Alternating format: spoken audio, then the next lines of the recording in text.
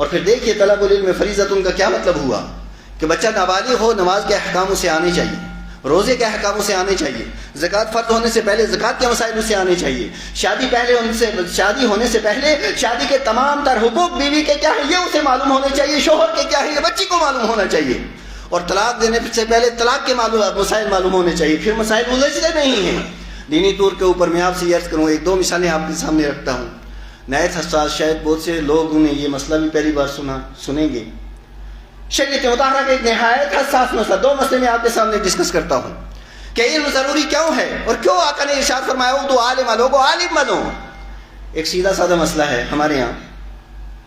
ہمارے معاشرے اور سماج کے اندر، کہ لوگ ماشاءاللہ جس وقت یہ اپنا کمپیوٹر کھولتے ہیں نا زبان کا، اور جس وقت گالیاں لوگ دیتے ہیں، پھر اس منہ کو اللہ ہی بند کروائے ورنہ بند نہیں ہوتا ہے۔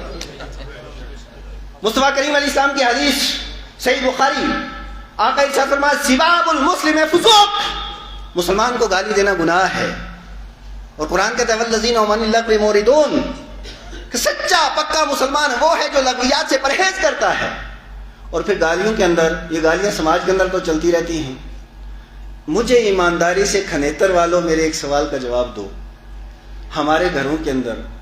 کیا بیوی کو بھی لوگ گالیاں دیتے ہیں کہ نہیں دیتے ہیں؟ اور یہ مسئلہ آپ سماعت فرمائیں، جو بندہ بیوی کو ماں کی گالی دیتا ہے حرمت مصاہرت ثابت ہو جاتی ہے، وہ بیوی شوہر کے اوپر ہمیشہ کے لیے حرام ہو جاتی ہے، ہمیشہ کے لیے حرام، اور ایسی حرمت کہ حلالے کے بعد بھی وہ حلال نہیں ہو سکتی۔ اب مجھے بتائیے کہ کتنے لوگ اس عظیم ترین جرم کے اندر کتنے لوگ مبتلا ہیں۔ کچھ چیزیں ایسی ہیں کہ مذاق میں بھی باتیں، غصے میں بھی باتیں، اور کسی طریقے سے بھی ان کا وقوع ہو جاتا ہے، انہی میں سے نکاح ہے، طلاق ہے، گالی ہے بیوی کو ماں کی۔ اور مفتی محمد نظام الدین صاحب میرے استاد محترم کا تفصیلی فتویٰ اس کے اوپر موجود ہے۔ میں آپ سے یہ عرض کروں کہ ہمارے گھر آپ دیکھیے، بیوی تو حرام ہو گئی، گالی دینے کے بعد بیوی کو، جس نے ماں کی گالی دی بیوی حرام ہو گئی، اب بیوی کے ساتھ قربت ہوگی، اس کے بعد جو اولاد ہوگی، پھر اولاد سے کوئی آدمی خیر کی توقع رکھ سکتا ہے؟ کہ ہمارا معاشرہ اور ہمارا سماج کیوں تباہ ہوا؟ علم سے دوری کی بنیاد پہ، ساری زندگی تو علماء کے، اور میں نے اپنی ایک تقریر میں پوچھ کہا تھا، آج جو ہمارا معاشرہ اور ہمارا سماج تباہ ہو رہا ہے، اس میں بہت سے اس کے اسباب ہیں، ان میں سے ایک عظیم ترین سبب یہ ہے کہ ہمارے گھروں کے اندر علماء کے خلاف پروپیگنڈا ہوتا ہے۔ جناب حافظ معشوق نے یہ کیا، مولوی فاروق نے یہ کیا، فلاں نے یہ کیا، مولوی مدثر یہ کر رہا ہے، فلاں یہ کر رہا ہے، فلاں یہ کر رہا ہے، یہ باتیں ہمارے گھروں میں ہوتی ہیں۔ اس کا اثر کیا ہوتا ہے؟ جو چھوٹے بچے ہوتے ہیں نا، یہ بالکل سفید کاغذ کی طرح ہوتے ہیں،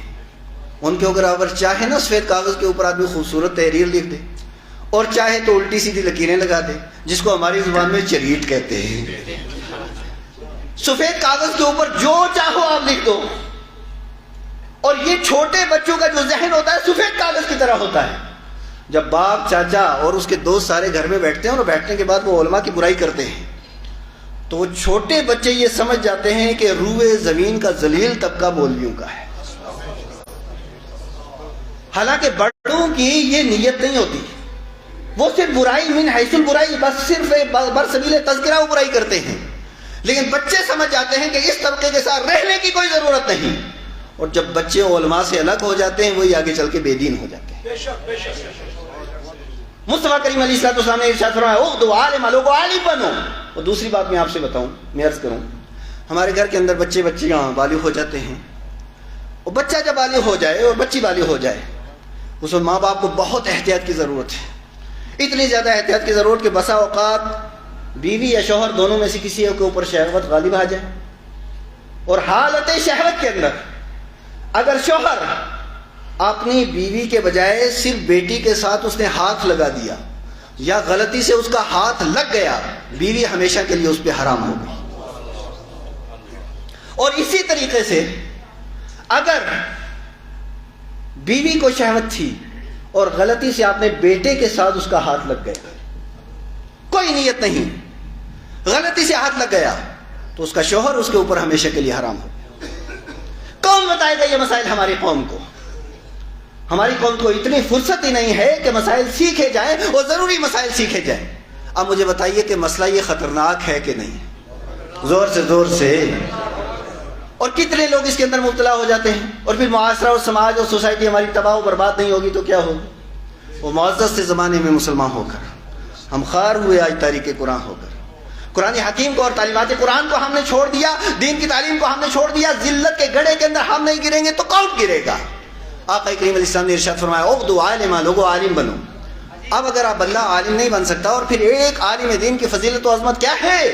تو آقا ارشاد فرماتے ہیں فقیہ واحد اشد علی الشیطان من الف عابد، کہ ایک عالم دین شیطان کے اوپر 1000 عابدوں سے زیادہ سخت ہے۔ یعنی 1000 سائیں ایک طرف، 1000 سائیں، زور سے آواز ہے، 1000 سائیں ایک طرف، اور یہ مفتی معروف صاحب ایک طرف،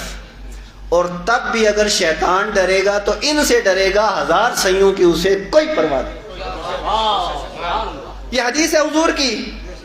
اور اسی وجہ سے میں کہتا ہوں میرے مصطفیٰ نے جو فرمایا، یہ نہیں فرمایا الباجیون وراثت الانبیاء، حضور نے نہیں فرمایا سائیون وراثت الانبیاء، نہ سائیں کو حضور نے وارث بنایا نہ باجی کو وارث بنایا۔ آقا فرماتے ہیں العلماء وراثت الانبیاء، یہ علماء نبیوں کے وارث ہیں۔ تکبیر، نعرہ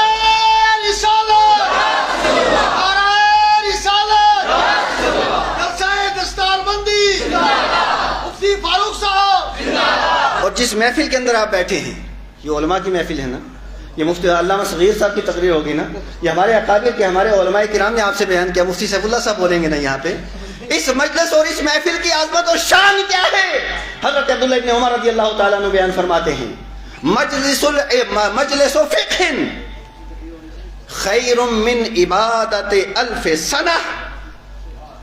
1000 سال، اور ایک میں ہے 100 سنہ، 100 سال کی، او ایک میں ہے 60 سنہ، استغفر اللہ، جو صحیح ہے وہ یہ ہے کہ مجلس فقہ خیر من 60 سنہ۔ عبداللہ ابن عمر رضی اللہ تعالیٰ عنہ بیان فرماتے ہیں کہ جہاں پہ علم اور فقہ کے مسائل سکھائے جاتے ہوں نا،